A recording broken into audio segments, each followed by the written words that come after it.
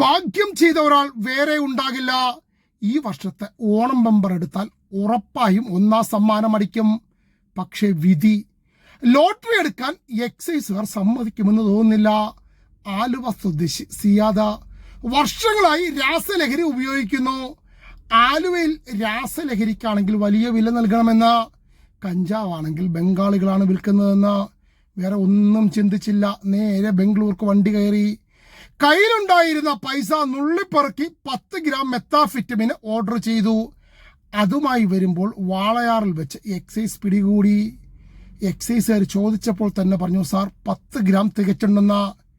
എക്സൈസുകാർ തൂക്കി നോക്കിയപ്പോഴോ 19 ഗ്രാം, ഏതാണ്ട് 50% അധികം. ഇത്ര വലിയ ഭാഗ്യവാൻ വേറെ ആരെങ്കിലും ഉണ്ടാകുമോ?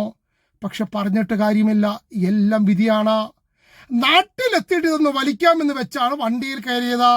വലിക്കാൻ പോലും നൽകാതെ എക്സൈസുകാർ സാധനം തൊണ്ടിയാക്കി. ലോട്ടറി എടുക്കാമെന്ന് വെച്ചാലോ ജയിലിലുമായി.